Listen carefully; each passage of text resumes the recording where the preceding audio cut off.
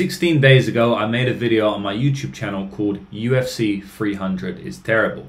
And in that video, I said that the UFC 300 card, although maybe isn't so terrible, it's not what we came to expect for UFC 300. And it's not even as good as the previous card, UFC 299. It's not even close. But since I made that video 16 days ago, there's been a lot of announcements by Dana White. So I'm here to make a follow-up video.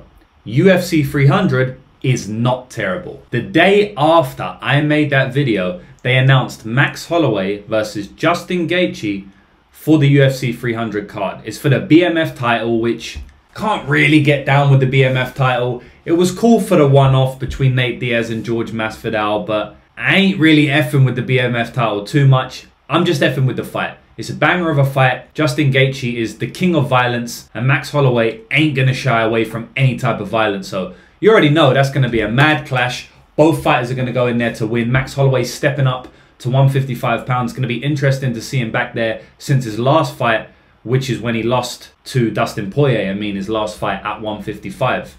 I think a lot of people are already thinking that it's going to go the exact same way as that fight. And I'm not too sure, man. We ain't going to get into the stylistics or the analysis of that fight right now. You already know I'll have something coming to my channel soon. But me as a full-time gambler, I'm looking at that fight. I'm looking at the odds and thinking that there may be some potential for me to make money. Overall, though, it's a banger of a fight. And for entertainment purposes, it's definitely UFC 300 worthy. Not only do they have that fight on the card, they've also announced Kayla Harrison being signed to the UFC, which people are kind of underwhelmed about. I think that's a massive signing. Now, do I think her opponent, Holly Holm, is a great first opponent for her? I think it makes sense to give her Holly Holm as the first opponent. But for UFC 300, I would have liked to have seen someone different. Just because I believe Holly Holm's been on a decline for many years now. She's still a good fighter, but I mean, she's 42 years old. She's almost 10 years older than Kayla Harrison. And she's not really active in the division, and she's definitely not active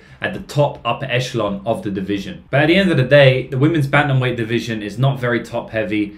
There's not that many great fighters that they could match up against Kayla Harrison, so I understand why they did it. But I would have definitely much rather seen someone like Juliana Pena or Mayra Bueno Silva, who I know just fought. But I completely understand why they made it against Holly Holm. When you look at the women's bantamweight division, who is there to fight? There ain't really no one to fight. So while I would have liked to see Kayla Harrison fight someone who wasn't in their 40s, who hadn't already been the champion a long time ago, and who wasn't coming to the end of their career, there wasn't really much that the UFC could do. A real UFC 300 announcement would have been Amanda Nunes versus Kayla Harrison. But obviously Amanda Nunes is retired.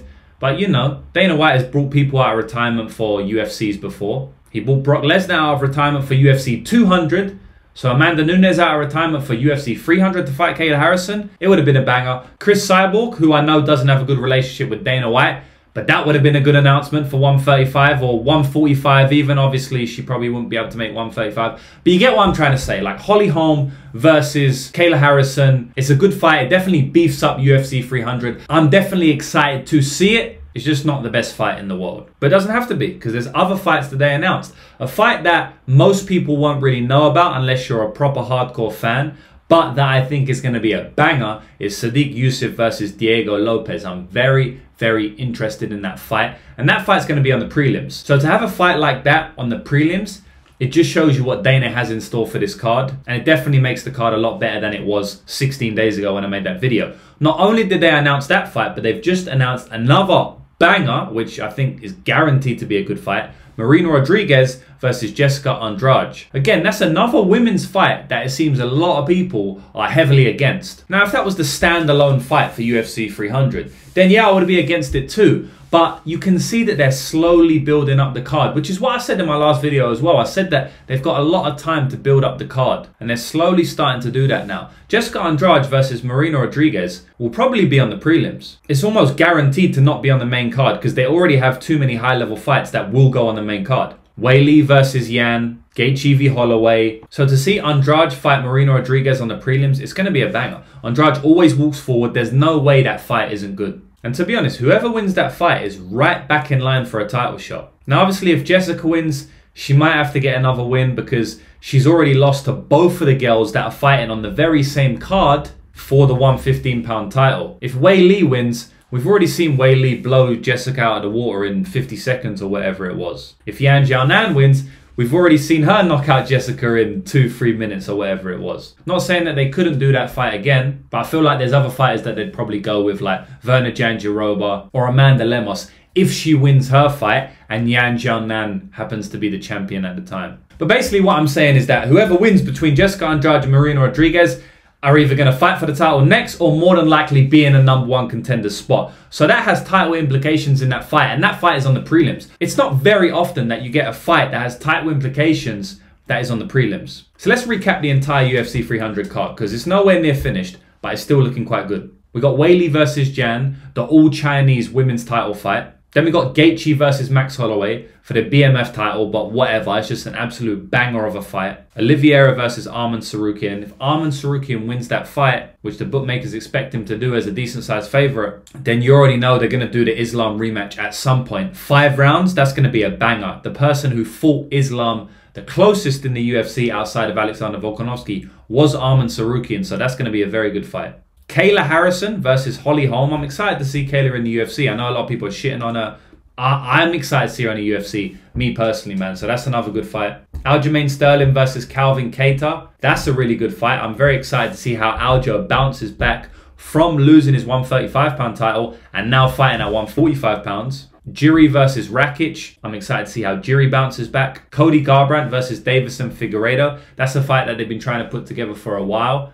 And again, it's another banger of a fight. Like, there's no way that fight is boring. It's impossible that that fight is going to be boring. Jim Miller versus Bobby Green. That's just a feel-good fight. Jim Miller fought UFC 100, UFC 200, and UFC 300. Well, is going to fight at UFC 300. So I'm excited for that fight as well, just purely based on the fact that Jim Miller's fighting on it. And you know, Bobby Green always brings the hype, always brings the entertainment. So it's going to be good to watch him in action too. Bo Nickel versus Cody Brundage is what it is, but it's good to see Bo Nickel. And you know, Cody Brundage is the man for cashing us all those tickets over the years, especially that last big ticket against Zachary Reese. I made a lot of money on that, so shout out to Cody. We get to see Bo Nickel continue his rise as well. The guy is touted as one of the future stars in the industry, maybe a future world champion. People are already talking about him as a future 2-weight world champion, which is crazy. I don't think we've ever seen anyone as hyped as Bo Nickel, other than maybe Hamzat after like 2 or 3 fights in the UFC. And we've seen what Hamzat's gone to do, right? The guy's going to fight for the title next fight, probably. So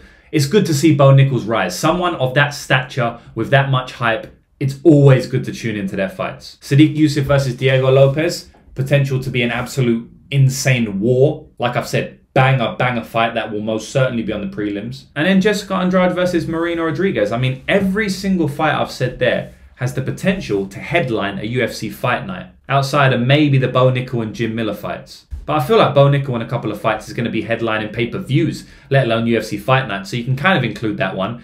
So I guess the only fight that wouldn't really headline a UFC fight night would be Jim Miller versus Bobby Green. But we know why they're putting him on there. It's because Jim Miller's fought a UFC 100, 200, and 300. So that just gets a pass as well. So basically every fight I've said could headline a fight night. And they're probably still going to put another 3 fights on that card and the main event. They haven't even done the main event yet. This is the bonus. Dana White came out the other day and said the main event is the craziest main event. You're not going to believe it at all. So we'll see. I mean, I don't know what they could do that we wouldn't believe. It's probably going to be McGregor or Jones. I can't really see it be anyone other than that. And I don't think Jones will fight anyone other than Stipe. And that's not a crazy main event. So then it leads me to believe that it's Conor McGregor versus someone other than Michael Chandler. Or maybe Dana's just saying that to get us riled up and then he's just going to announce Conor versus Chandler or Stipe John Jones. You never know when it comes to Dana White, but I do believe that he's going to put on a bang-up main event. So overall, UFC 300 is definitely looking a lot better than it did 2 weeks ago. And we'll see, man. I still stick to what I said last time, which is that they could have put a lot of these UFC 299 fights on UFC 300, and I think no one would have moaned, and it would have been received a lot better. Like Dustin Poirier versus Benoit Saint Denis. Put that on UFC 300, man. That is an unreal fight. There's no need for that to be on UFC 299 when you have UFC 300 there, which is what I said in the last video. I also said that Peter Yan versus Yadong Song, which is on UFC 299, could have been on UFC 300, and everyone would have been more hyped up than they are. You also got Michael Venom Page making his debut, which could have been on 300. You also got Jack Della Maddalena versus Gilbert Burns. So I feel like they could have taken a lot of the 299 fights and put them on 300 just to make that card a little bit special, because at the moment, I'm comparing UFC 300 to UFC 299. And while when I made the video 16 days ago, I said 299 was much better, now I say that they're bordering on even, but I still prefer the UFC 299 card. So still in front of you today, there's nothing I said in that video that I don't agree with. To me, UFC 299 is most certainly better than UFC 300, but you know, they still have time. UFC 300 is still a banger, objectively, and they still have time to make it a better card than 299, but I just wish they would have put some fights on from 299 to UFC 300. But ultimately, I don't really care. I'm still gonna watch the fight, all of the fights from UFC 299 and 300. So it don't really matter what order they're in. I'm just speaking from a business perspective, from more of a fan perspective. It would have been cool if they made 300 super, super high level, which they could have done with the fights that they littered around it on other cards. But it is what it is, man. We're still gonna be able to watch these fights. We're still going to be able to bet on these fights and make money on these fights, which is the most important thing to me at the end of the day, because it's how I make my money. So that's it. UFC 300 is not terrible, but I still feel like there's a ways to go if they're trying to make it that real bang bang card that Dana White has spoken about for the last few months. So if you like MMA and you like money, you can actually make money off MMA by betting on MMA as long as you do it smart. A lot of people make a lot of money betting on MMA, and I'm going to tell you how to do it for free on my channel. So if you're watching this video, give it a like and go and watch all of the other videos on my channel, because I literally tell you how to make money from betting on MMA for free. So that's it, guys. Thanks for watching. See you in the next video. Bang.